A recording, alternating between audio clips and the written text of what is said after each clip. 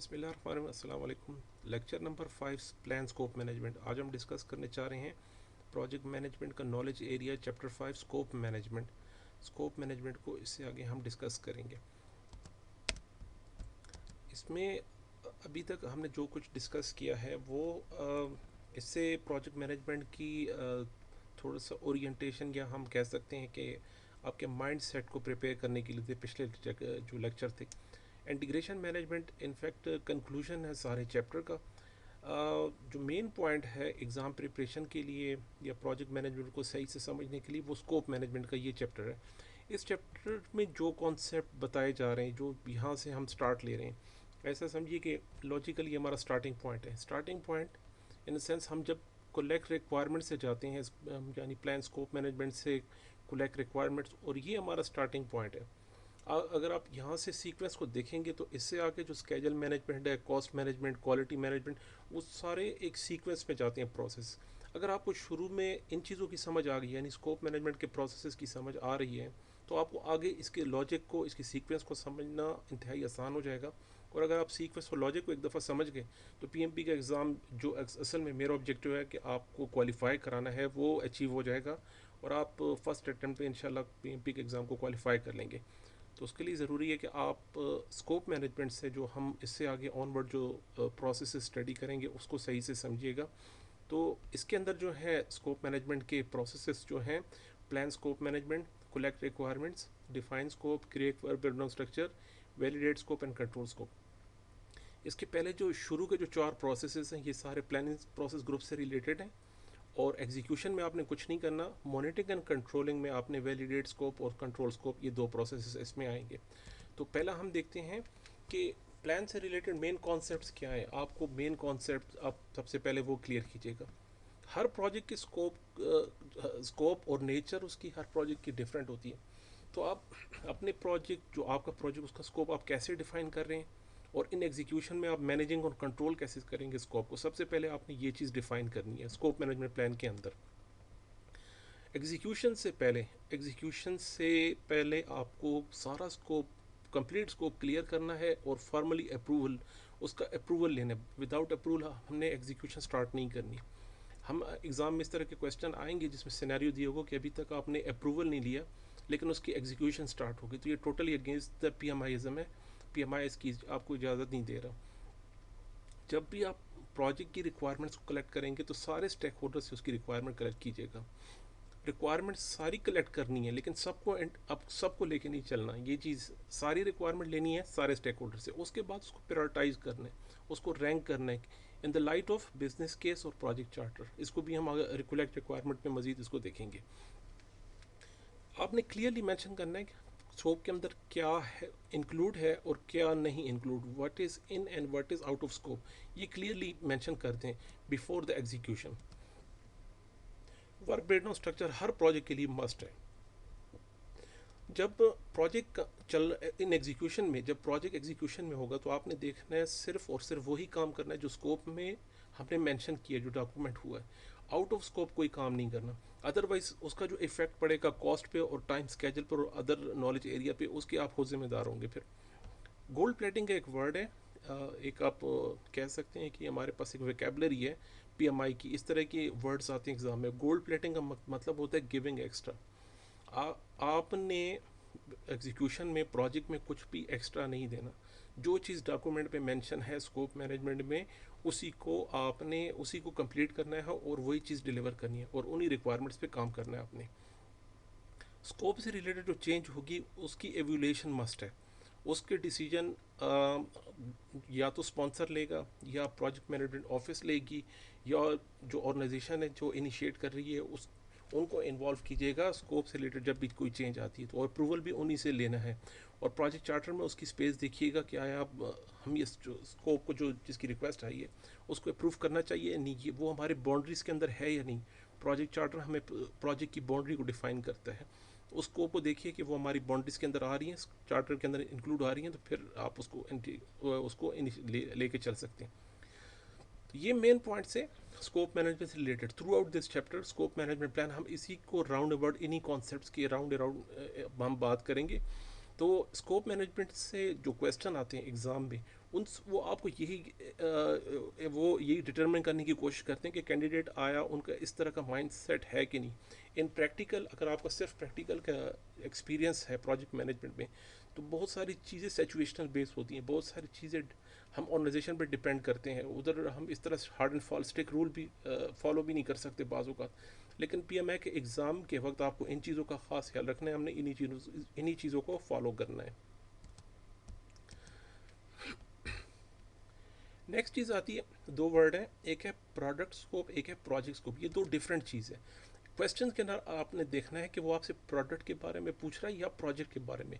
Product देखें, हर product की features functions different होते हैं, मुख्तलिफ उनके डिज़ाइन अलग होते हैं, उनकी इंजीनियरिंग अलग होती है, उनकी एक्सपर्टीज़ लेवल अलग होती है। लेकिन प्रोजेक्ट मैनेजमेंट में जो मैनेजमेंट रिलेटेड एक्टिविटीज़ हैं वो मोस्टली सेम होती हैं हर प्रोजेक्ट के लिए। आपको प्लानिंग भी करनी है, कोऑर्डिनेशन भी करनी है, हर जिस नेचर का भी प्रोजेक्ट है उसके लिए मैनेजमेंट एक्टिविटीज़ ऑलमोस्ट सेम होती हैं, लेकिन प्रोडक्ट जो है वो डिफरेंट होता है। इसी तरह उसकी टेक्निक्स जो है हर प्रोडक्ट के लिए, एप्लीकेशन के लिए जो अप्रोच है वो डिफरेंट है। लेकिन हम यहाँ जो प्रोसेस जो टूल टेक्निक इस्तेमाल कर रहे हैं प्रोजेक्ट मैनेजमेंट, वो एक कंप्लीट फ्रेमवर्क सारे प्रोजेक्ट्स के लिए ऑलमोस्ट सेम होता है। प्रोजेक्ट लाइफ साइकिल हम डिपेंड करता है वो कैसे डिज़ाइन करेंगे, हम प्रोडक्ट के स्कोप को देखकर। प्रोडक्ट का स्कोप जितना बड़ा होगा उसी उसी अकॉर्डिंगली हम प्रोजेक्ट की लाइफ साइकिल को हम देखेंगे। प्रोजेक्ट लाइफ साइकिल जैसे हमने बात की थी, एडाप्टिव भी हो सकता है, वो आपका प्रिडिक्टिव भी हो सकता है, आइटरेटिव भी हो सकता है, वो आपका इंक्रीमेंटल भी हो सकता है। वो डिपेंड करेगा आपके प्रोडक्ट स्कोप पे कि आपका प्रोडक्ट स्कोप कैसा है, उसी के हिसाब से हम चलेंगे। where the project scope is defined in project management life cycle, वो हम प्रोजेक्ट मैनेजमेंट के लाइफ साइकिल को देखेंगे। आया हमने ओवरलैपिंग करनी है इसके अंदर, आया हमने पैरेलल लेके चलना है, आया हमने इन वन को सारा प्रोजेक्ट कंप्लीट करना है, आया हमने इसको फेजेस में लेके जाना है, इसको डिवाइड करना है। वो प्रोजेक्ट मैनेजमेंट की लाइफ साइकिल से हम देखते हैं। जब भी प्रोडक्ट कंप्लीट हो रहा होता है तो उसकी हम मेजरमेंट करते हैं रिक्वायरमेंट की डिलीवरेबिलिटी से। हमारे पास प्रोडक्ट जो जो हार्ड फॉर्म में जो हमारे पास चीज़ आती है उसे कहते हैं डिलीवरेबल्स, उसको हम मेजर करेंगे रिक्वायरमेंट से, प्रोडक्ट की रिक्वायरमेंट से। जहाँ तक बात है स्कोप मैनेजमेंट की, तो स्कोप मैनेजमेंट की परफॉर्मेंस को मेजर किया जाता है स्कोप बेस लाइन से। ये बिग डिफरेंस है। जब भी प्रोडक्ट की बात होती है तो हम डिलीवरेबल्स को उठा के रिक्वायरमेंट्स के डॉक्यूमेंट को लाते हैं और उसके साथ मेजर करते हैं। जहाँ तक बात है प्रोजेक्ट की हम जो जो परफॉर्मेंस है उसको हम मेजर करते हैं स्कोप बेस लाइन से। प्रोडक्ट के अंदर फर्दर प्रोडक्ट भी हो सकते हैं, एक प्रोडक्ट उसके अंदर का प्रोडक्ट और उसके अदर प्रोडक्ट, उसके पार्ट्स हो सकते हैं, उसके सेगमेंट्स हो सकते हैं। हम पूरे प्रोजेक्ट को हम यहाँ पे सिंगल लेते हैं। प्रोजेक्ट की बात आती है तो पूरे प्रोजेक्ट को एक देखेंगे। जब प्रोडक्ट आएगी तो प्रोडक्ट के मुख्तलिफ सेक्शन हो सकते हैं। हम कह रहे हैं प्रोडक्ट की बात करें तो आप कहेंगे प्रोडक्ट के कौन से सेक्शन की आप बात कर रहे हो। तो ये बिग डिफरेंस है प्रोडक्ट स्कोप का और प्रोजेक्ट स्कोप का। तो जब भी एग्ज़ाम में कोई क्वेश्चन आता है तो आपने ये देखना है कि वो प्रोडक्ट पूछ रहे हैं या प्रोजेक्ट, के दो word similar, these two words look similar, तो अक्सर स्टूडेंट कंफ्यूज हो जाते हैं कि पता नहीं वो प्रोडक्ट की पूछ रहा है प्रोजेक्ट की। तो इसको ज़रा इंतहाई इसको गौर से देखिएगा। प्लान स्कोप मैनेजमेंट के इनपुट टूल टेक्निक्स हैं, इसको देखते हैं, इसके अंदर कौन कौन सी चीज़ें ज़रूरी हैं वो भी हम डिस्कस कर लेते हैं। एक चीज़, हर नॉलेज एरिया में एक मैनेजमेंट प्लान ज़रूर आएगा शुरू में, यानी schedule management plan, scope management plan. लेकिन स्कोप मैनेजमेंट प्लान के साथ एक चीज़ है, उसमें कैसे कहते हैं रिक्वायरमेंट मैनेजमेंट प्लान। इसमें दो डॉक्यूमेंट्स आपके पास आ रहे हैं। हर नॉलेज एरिया का एक मैनेजमेंट प्लान आता है और इसके अंदर स्कोप मैनेजमेंट में दो ज़रूरी चीज़ें हैं, एक है स्कोप मैनेजमेंट प्लान और एक है रिक्वायरमेंट मैनेजमेंट प्लान। यही दो मैनेजमेंट प्लान आपकी हेल्प करेंगे, आपको गाइड करेंगे जब एग्जीक्यूशन में आप उसको मैनेज करेंगे। स्कोप को कैसे लेके चलना है, मैनेज कैसे करना है, कंट्रोल, इससे रिलेटेड जो भी क्वेश्चन आ रहा है प्रोडक्ट से या प्रोजेक्ट के स्कोप से, इन एग्जीक्यूशन में आपको कोई प्रॉब्लम आती है तो उसका आंसर आप यहाँ पे ढूंढेंगे, या स्कोप मैनेजमेंट में या रिक्वायरमेंट मैनेजमेंट प्लान से। स्कोप रिलेटेड इश्यूज़ का जो सोल्यूशन होता है वो यहाँ डिफाइन होता है। हम शुरू में जो इनपुट लेते हैं वो प्रोजेक्ट चार्टर होता है। जैसे हमने प्रोजेक्ट चार्टर में भी बात की थी कि हाई लेवल डिस्क्रिप्शन प्रोडक्ट की और प्रोजेक्ट्स की वो ऑलरेडी इस प्रोजेक्ट चार्टर में डिफाइन होती है। उसके कंस्ट्रेंट्स, उसकी लिमिटेशंस, उसकी जितनी भी इनिशियल लेवल की जो इंफॉर्मेशन है प्रोजेक्ट से रिलेटेड वो प्रोजेक्ट चार्टर में मेंशन होती है। तो स्कोप्स को डिफाइन करने से पहले हमने सबसे पहले प्रोजेक्ट चार्टर को लेना है कि हमारे पास ऑलरेडी अवेलेबल इंफॉर्मेशन कितनी है। प्रोजेक्ट लाइफ साइकिल जो है हमारे पास, प्रोजेक्ट लाइफ साइकिल उसी की बेस पे हम डिफाइन करते हैं स्कोप मैनेजमेंट प्लान। उसका स्कोप कितना बड़ा है, कितने फेजेस में हम डिवाइड कर रहे हैं, 1 फेज़ है, 2 फेज़ है, 5 फेज़ है, कितने फेजेस पे, और हर फेज कर की रेंज कितनी है। ये कंप्लीट स्कोप मैनेजमेंट प्लान एक ही होगा। फिर उसके लिए फर्दर जो है हर फेजेस के लिए हम उसको डिफाइन करेंगे, इस फेज में कितना काम करना है, कहाँ से कहाँ तक करना है। जैसे हमने बात की लाइफ साइकिल प्रोडक्ट को देखते हुए हम कोई भी प्रोजेक्ट का लाइफ साइकिल लेते हैं, वो एडाप्टिव है, प्रिवेंटिव है, प्रिडिक्टिव है, सॉरी एडाप्टिव है, प्रिडिक्टिव है, या हाइब्रिड, यानी हाइब्रिड मीन्स मिक्स है इन दोनों का। उसके हिसाब से हमने कलेक्ट रिक्वायरमेंट करनी है। पहले फेज़ में कितनी रिक्वायरमेंट किन किन से लेनी है, दूसरे फेज़ में कितनी रिक्वायरमेंट कहाँ कहाँ से लेनी है, हम स्कोप को मैनेज कैसे करेंगे फेजेस में, और वर्क ब्रेकडाउन स्ट्रक्चर डेवलप कैसे करेंगे, ये भी डिफाइन करेंगे स्कोप मैनेजमेंट प्लान के अंदर। लेकिन उसके डिपेंड करेगा प्रोजेक्ट की लाइफ साइकिल पे आपने कौन सा लिया है। तो आपका प्रोजेक्ट है, आप ज़्यादा बेहतर समझते हैं कि इसको कितने फेजेस में डिफाइन करना है, रिक्वायरमेंट कैसे कलेक्ट करनी है, और एग्जीक्यूशन में स्कोप के रिलेटेड जो चेंज रिक्वेस्ट आएंगे उनको आप कैसे इंटीग्रेट करेंगे, कैसे इवेल्युएट करेंगे। उस सारे जो क्वेश्चन है उसका आंसर आपने इसी plan management scope management plan के अंदर मेंशन करना है। एग्ज़ाम में मुख्तलिफ सिनेरियो आती हैं, इस तरह की सिचुएशन है, तो आप इसको कैसे टैकल करेंगे, वो कौन सा डॉक्यूमेंट होगा, या आप किस डॉक्यूमेंट को रेफ़र करेंगे, या इसका आंसर कहाँ होगा, इस तरह के क्वेश्चन है। तो अगर आपके इसकी कंटेंट की समझ आ गई शुरू में, तो आपको उसके क्वेश्चन को आंसर करना आसान हो जाएगा। अब स्कोप मैनेजमेंट प्लान जो है हमारे पास एक आउटपुट डॉक्यूमेंट होता है। उसके अंदर होता क्या है असल में, मतलब उसके अंदर कंपोनेंट कौन कौन से हैं। स्कोप मैनेजमेंट प्लान के अंदर आपने पहली चीज़ ये डिफाइन करनी है कि आप स्कोप को अचीव कैसे करेंगे, आपने स्कोप को डिफाइन कैसे किया और उसे कंप्लीट कैसे करेंगे। स्कोप को डिफाइन करते हुए कौन कौन से टूल आपने इस्तेमाल किए थे, कैसे कैसे कौन से प्रोसीजर, किस प्रोसीजर से आपने स्कोप डिफाइन किया था। मे बी हमारा प्रोसीजर जो था वो आउटडेटेड था, मे बी वो प्रॉपर नहीं था स्कोप डिफाइन करने के लिए। तो आपने जो जो जो टूल और टेक्निक्स जो इस्तेमाल की हैं स्कोप को डिफाइन करने के लिए, वो इस डॉक्यूमेंट में मेंशन है। वर्क ब्रेकडाउन स्ट्रक्चर आप कैसे क्रिएट करेंगे, कौन सा टूल रखेंगे, उसके इनपुट किन किन से लेंगे, किन स्टेक होल्डर से लेंगे, टीम की इंगेजमेंट कैसे करेंगे, वो ये इसी प्लान में हम डिफाइन कर लेते हैं कि नेक्स्ट अगर आने वाले प्रोसेस है क्रिएट वर्क ब्रेकडाउन स्ट्रक्चर, लेकिन वो कैसे आप करेंगे उसका आंसर आपका स्कोप मैनेजमेंट प्लान के अंदर मिलेगा आपको।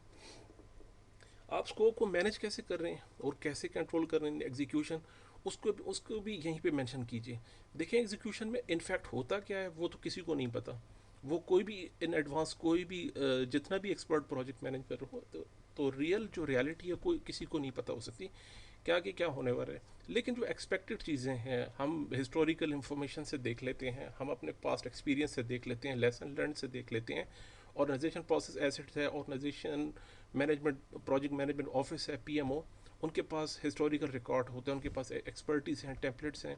उनको देखते हुए हम ये देखते हैं कि अगर इस तरह की सिचुएशन आई तो उसको हम मैनेज कैसे करेंगे, और उसके इफेक्ट को, उसके जो इम्पैक्ट आएगा मेरे प्रोजेक्ट पर, उसको कंट्रोल कैसे करेंगे।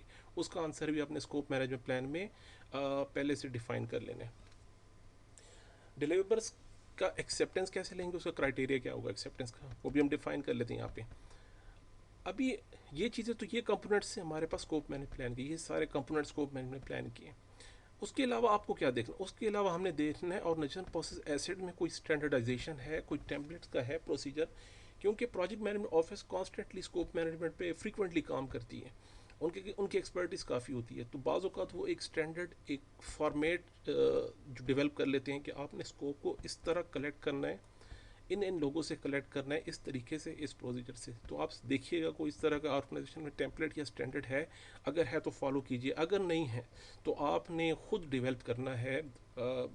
इनिशिएशन आपने करनी है कि एक फॉर्मेट एक स्टैंडर्ड डेवलप हो जाए, आपके जो लेसन लर्न आएंगे आपके प्रोजेक्ट के बाद वो आपने डिलीवर करना है ऑर्गेनाइजेशन को। ये एक टिप है, एग्ज़ाम के लिए ये भी पूछ सकते हैं। अगर आपके पास स्टैंडर्ड है, कोई टेम्पलेट है तो ओके फाइन, अदरवाइज आपको क्या करना है, हमने इनकरेज करना ऑर्गेनाइजेशन को कि नेक्स्ट टाइम अगर इस तरह की कोई प्रोजेक्ट आप डील करते हैं तो उसके लिए इस स्टैंडर्ड को या इस फॉर्मेट को अगर आप फॉलो करेंगे तो वो नेक्स्ट प्रोजेक्ट मैनेजर के लिए, नेक्स्ट प्रोजेक्ट के लिए आपके लिए आसानी हो जाएगी। How to validate and control the scope, ये इम्पोर्टेंट कंपोनेंट है स्कोप मैनेजमेंट प्लान का। आपने वैलिडेशन कैसे करनी है। वैलिडेशन मीन्स डिलीवरेबल्स आ रहे हैं उनके एक्सेप्टेंस कैसे लेना है, उसको ग्रीन चेक कैसे करवाना है अपने क्लाइंट से कि जी ये अप्रूवल हो गया। सबसे बड़ी गलती ये याद रखिएगा कि प्रोजेक्ट का प्रोडक्ट जो है वो कंप्लीट होने के बाद आपने क्लाइंट के पास नहीं जाना। मैं रिपीट कर रहा हूँ, वर्क बिल्डर स्ट्रक्चर के हर कंपोनेंट को, हर डिलीवरेबल को इंडिविजुअल आपने एक्सेप्टेंस लेनी है इंडिविजुअली। और हर डिलीवरेबल के एक्सेप्टेंस के बाद जब प्रोजेक्ट कंप्लीट होगा तो ऑलरेडी डिलीवर्स की एक्सेप्टेंस हो चुकी है। किसी भी डिलीवरी से रिलेटेड अगर कोई प्रॉब्लम है तो हम उसका स्कोप छोटा, उसका स्कोप जो है लिमिटेड होता है, उसको हम कंट्रोल कर सकते हैं। लेकिन कंप्लीट प्रोडक्ट के डेवलप होने के बाद अगर आप क्लाइंट के पास जाते हैं, जी ये मैंने कार कंप्लीट बना ली, अब देखें, तो उसमें 20 खामियां निकलेंगी। उसको फिर मैनेज करना आपके लिए काफ़ी मुश्किल हो जाएगा। ऑलमोस्ट प्रोजेक्ट की फेलियर की रीज़न भी ये बनती है कि हम इंटरम डिलीवर्स की एक्सेप्टेंस नहीं लेते। ये पीएमआईज़म है, इसको अपने पास नोट कर लीजिएगा। ये इसी से रिलेटेड क्वेश्चन ज़रूर आते हैं कि जब प्रोजेक्ट कंप्लीट हो रहा है तो आपने इंटरम जो डिलीवरेबल्स हैं उनकी एक्सेप्टेंस लेनी है अपने क्लाइंट से। देखें, इसमें ज़रूरी चीज़ जो है, आप स्कोप जो बेस लाइन हो उसको कैसे मैनेज करेंगे। चेंजेस आएंगी। स्कोप बेस लाइन में 3 कंपोनेंट हैं, 3 डॉक्यूमेंट। एक है scope statement, work breakdown structure और वर्क ब्रेकडाउन स्ट्रक्चर डिक्शनरी। ये कंप्लीट एक प्रोसेस है वर्क ब्रेकडाउन स्ट्रक्चर का। अगले लेक्चर में हम इसको डिस्कस करेंगे। जब स्कोप से रिलेटेड कोई चेंज रिक्वेस्ट आएगी तो आप कंप्लीट बेस लाइन को कैसे मैनेज करेंगे, किस तरह उसको इंटीग्रेट करेंगे, इसका आंसर भी स्कोप मैनेजमेंट प्लान के अंदर होगा। तो क्वेश्चन आता है कि स्कोप से रिलेटेड एक चेंज रिक्वेस्ट आई है, आप उसको इंटीग्रेट, तो उसका सबसे पहले इम्पैक्ट देखिए कि आप उसको किस तरह वर्बल स्ट्रक्चर और डिक्शनरी में इंटीग्रेट कैसे करेंगे। रिक्वायरमेंट मैनेजमेंट प्लान, आपने रिक्वायरमेंट किस तरह कलेक्ट करनी है, उसकी ट्रेसिबिलिटी को बिल्डअप करना, वो भी स्कोप मैनेजमेंट प्लान का पार्ट है। ये स्कोप मैनेजमेंट प्लान का पार्ट है कि रिक्वायरमेंट मैनेजमेंट प्लान, जिसको बिजनेस एनालिसिस प्लान भी कहते हैं, रिक्वायरमेंट ट्रेसिबिलिटी मैट्रिक्स आप कैसे बनाएंगे। ये रिक्वायरमेंट ट्रेसिबिलिटी मैट्रिक्स हम नेक्स्ट लेक्चर में इसको डिस्कस करेंगे, वो आपने कैसे डेवलप किया है, उसका आंसर भी स्कोप मैनेजमेंट प्लान में है। Thank you so much. इसमें पहले जो प्रोसेस था उसको मैंने सेपरेटली इसीलिए रखा कि इसके जो मेजर पॉइंट्स हैं उसको मैं एम्फसाइज करूं, फोकस करूं, उसको हम अच्छे से डिस्कस कर लें। फिर नेक्स्ट प्रोसेस में अब हम इसको मज़ीद इस पर बात करेंगे। थैंक यू सो मच, जज़ाकल्लाह।